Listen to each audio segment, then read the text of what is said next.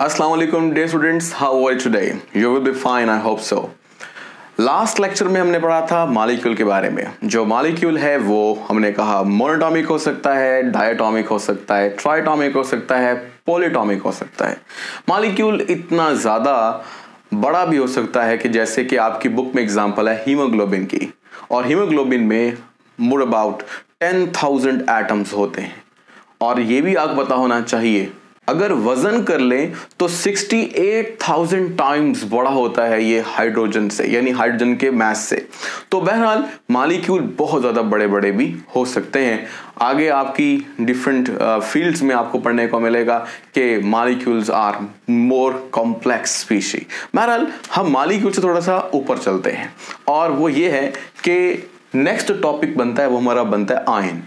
Ions क्या होते हैं? आयन्स असल में कुछ ऐसा मामला है यहाँ पर कि एक केमिकल रिएक्शन करवाकर, कोई पार्टिकल्स बम्बार्ड करके, ठीक है, या कोई तरीका भी इख्तियार किया जाए जिसके जरिए हम वो जो हमने पढ़ा एटम, वो जो हमने पढ़ा मॉलिक्यूल में से इलेक्ट्रॉन निकाल लिया जाए या किसी तरह उसमें इलेक्ट्रॉन डाल दिया जाए।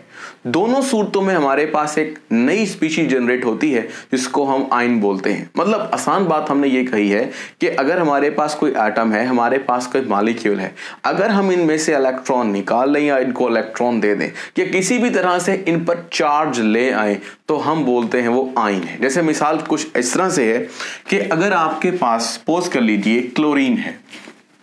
अब जो आपके पास क्लोरीन है, अगर आपने इसके अंदर एक इलेक्ट्रॉन दाखिल कर दिया तो यह बन जाएगा क्लोराइड आयन, यानी अब इसको आप बोलोगे आयन।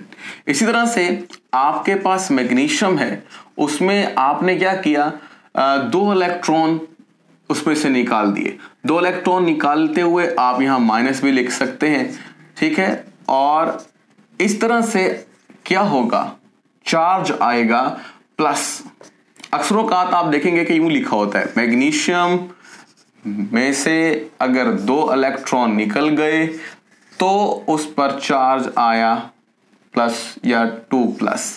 तो दोनों तरह बात ठीक है, यानी आपने इलेक्ट्रॉन निकाले हैं तो चार्ज पॉजिटिव, और अगर इलेक्ट्रॉन डाल दिए हैं तो फिर क्या आएगा, चार्ज नेगेटिव।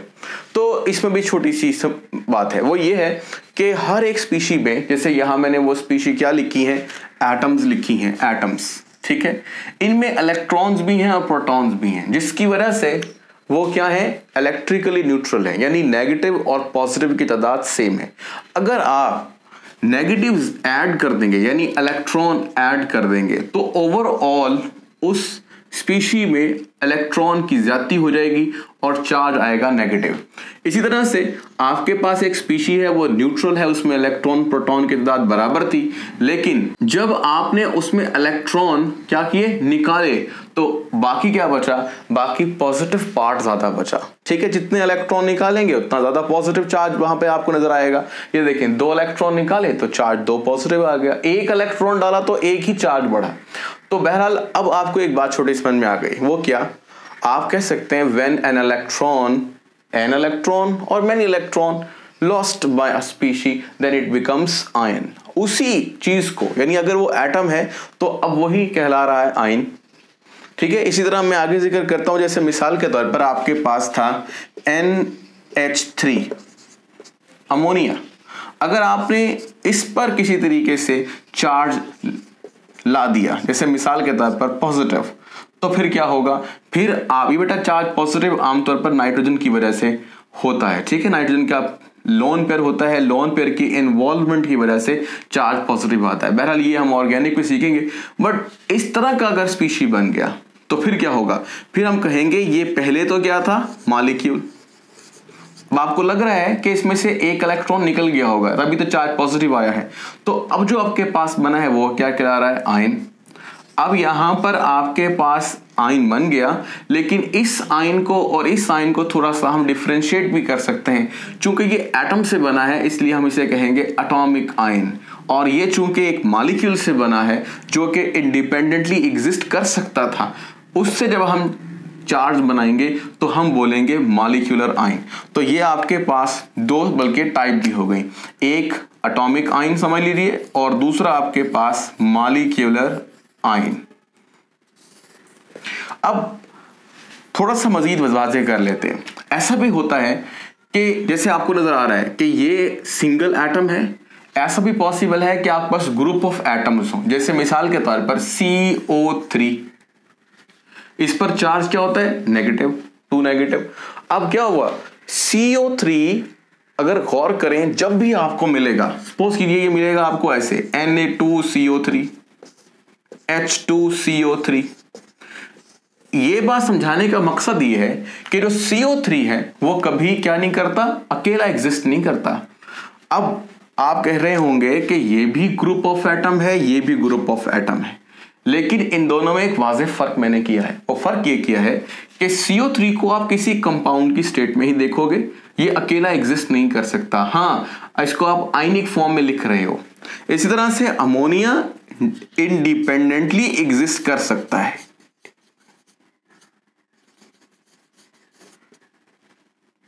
इंडिपेंडेंटली यानी कैन इंडिपेंडेंटली एग्जिस्ट। तो ये किसकी शर्तें पूरा उतरा? मॉलिक्यूल की। इससे जो आयन बने मॉलिक्यूलर आयन बने। और यहां पर जो आपके पास पीछे दिख रही है वो एक सिंपल किस्म की आयोनाइजेशन भी हो सकती है। जैसे मैंने ऊपर कही है, इसको थोड़ा सा एलैबोरेट अगर करते हैं, सोडियम कार्बोनेट को आप डिसॉल्व करते हैं तो ये बनता है Na आयन और CO3 आयन। आयन्स को बैलेंस करने के लिए ऐसे लिखना पड़ेगा, क्योंकि सोडियम सिर्फ एक इलेक्ट्रॉन क्या करता है? लूज। चूंकि 2 सोडियम 2 इलेक्ट्रॉन लूज करते हैं तो कार्बोनेट 2 इलेक्ट्रॉन गेन करता है। तो बहरहाल इलेक्ट्रॉन्स भी यहां पर बैलेंस्ड हैं और इसके अलावा स्पीशी भी बैलेंस्ड हैं। हमारा मकसद यहां पर सिर्फ ये समझना है कि आयोनाइजेशन के बाद हमें क्या मिल रहा है? Carbonate ion. और ये एक सादा आयन है, मतलब देखिए कॉम्प्लेक्स रहा है पर ये सिंपल आयन है। आपकी किताब में इसको ज्यादा एक्सप्लेन नहीं किया हुआ। पिछली किताबों में हम इसको एक और नाम से पुकारते थे और वो है रेडिकल।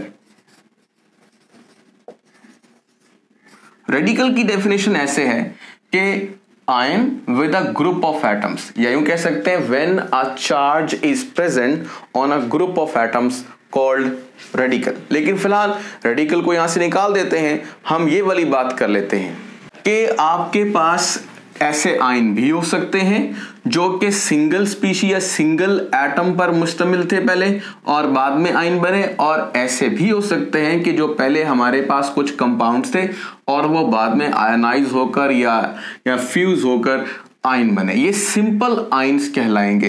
लेकिन मैंने थोड़ा सा डिफरेंशिएट कर दिया है कि इनको रेडिकल भी बोलते हैं। लेकिन अगर आपके पास ऐसे मॉलिक्यूल हुए जिन पर चार्ज आ जाएगा तो वो मॉलिक्यूलर आयन कहलाएंगे। तो यहां पर मैंने बेसिकली ये फोकस किया है कि आपको मॉलिक्यूल का एक छोटा सा जो कंसेप्ट है बाज़ वक़्त कंफ्यूज करता है वो आपको समझ में आ रहा है। तो पहली बात हमने क्या की है? पहली हमने बात डेफिनेशन पढ़ी है किसकी? आयन की। तो आयन क्या है? आयन के बारे में अगर आपको डिफाइन करना है तो आप कहेंगे when a charge is present on any species is called ion. बात आसान हो गई। आप कह सकते हैं when an electron is lost और gain by a species called, यानी अब जो चीज बनी है कॉल्ड आयन। ये आयन की तारीफ हो गई। इसी तरीके से बेटा पेपर और पेंसिल लेके बैठा करें और साथ साथ लिखते रहा करें। चंद इंपॉर्टेंट पॉइंट जरूर आपके दिमाग में आ जाएंगे, वो तो जरूरी है, लेकिन वो चले भी जा सकते हैं, इसलिए फौरन आप उसको लिख लिया करें। फिर हमने दूसरी बात जो यहाँ पर पढ़ी है वो पढ़ी है कुछ टाइप के एतबार से कि टाइप भी हो सकती है आयन्स की। तो उनमें मैंने आपको 2 टाइप्स बताई हैं। पहली टाइप जो बताई थी उसको हम लिख सकते हैं कि ये नंबर 1 एटॉमिक आयन हो सकते हैं, नंबर 2 कॉम्प्लेक्स आयन हो सकते हैं, जिसकी मैंने एक मिसाल आपको रेडिकल की शक्ल में दी है, और नंबर 3 अब ये रेडिकल का लफ्ज इस्तेमाल नहीं होता क्योंकि रेडिकल काफी मजीद एक टर्मिनोलॉजी है जो कि बहुत सी चीजों के लिए इस्तेमाल होती है। बहरहाल नंबर 3 जो आपको बात की वो हमने जिक्र किया मॉलिक्यूलर आयन का।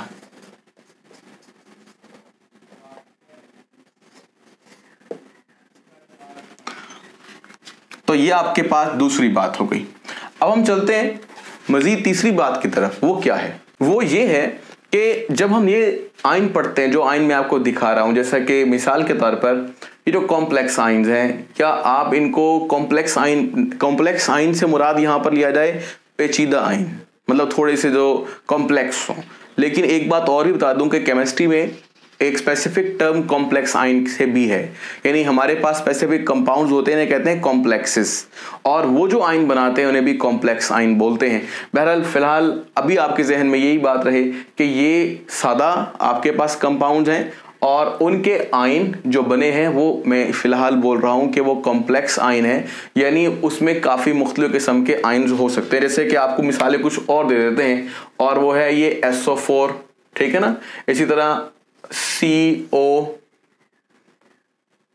C2O4 लिख लें, चले, ठीक है। तो बहरहाल और भी इस तरह की एग्जांपल्स हो सकती हैं। जबकि मॉलिक्यूलर आयन जो है वो आपके पास कुछ और एग्जांपल लेते हैं, तो अमोनिया के अलावा CO कार्बन मोनोऑक्साइड, जो कार्बन मोनोऑक्साइड है यही मॉलिक्यूल है, इसके ऊपर भी चार्ज आ सकता है। इस तरह आपके पास मिसाल के तौर पर H2O है, इस पर भी चार्ज पॉजिटिव आ सकता है, ये भी मॉलिक्यूल है और चार्ज आ गया है।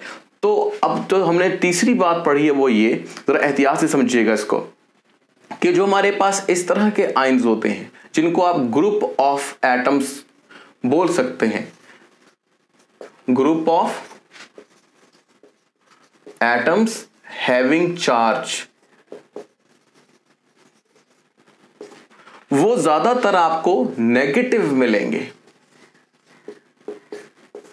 और जो आपके पास मॉलिक्यूलर आयन होंगे वो ज्यादातर आपको, जैसे मैंने लिखे हैं तीनों के तीनों ही, वो आपको पॉजिटिव चार्ज के साथ मिलेंगे। तो ये आपके पास हुई तीसरी बात, तीसरी अहम बात, ये आपने अपने जहन में रखनी है, यानी definition of ion, number 2 ions की टाइप, और नंबर 3 उनके ऊपर चार्ज की नेचर, ठीक है। तो ये आपको समझ में आ गई कि पॉजिटिव कब होगा और नेगेटिव कब होगा। आयन्स को काफी मुख्तलिफ तरीकों से बनाया जा सकता है। कुछ आयन्स आपको ऑर्गेनिक केमिस्ट्री में मिलेंगे, उसके अंदर होगा ये कि लोन पेयर का इस्तेमाल कर लोन पेयर क्या होता है, जब यूज होता है तो चार्ज पॉजिटिव आता है, ये वाली बात भी आगे जाकर सीखेंगे। इसी तरह से समटाइम फास्ट मूविंग इलेक्ट्रॉन जब किसी एटम पर पड़ते हैं या किसी स्पीशी में पड़ते हैं तो वो उस स्पीशी से इलेक्ट्रॉन बाहर निकाल सकते हैं, इस तरह भी चार्ज किया जा सकता है, मतलब बम्बार्डमेंट ऑफ इलेक्ट्रॉन से भी आप चार्ज कर सकते हैं, वो इलेक्ट्रॉन अंदर नहीं जाएंगे बल्कि अंदर वाले इलेक्ट्रॉन भी निकाल देंगे।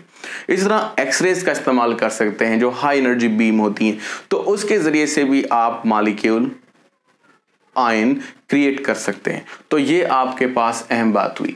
अब हमने आज जो सीखा वो आयन के बारे में था। फिर हम मिलते हैं नेक्स्ट लेक्चर में, और खुश रहिएगा, चैनल को सब्सक्राइब जरूर कर लें ताकि नए नोटिफिकेशंस आपको जरूर मिलते रहें। Thank you.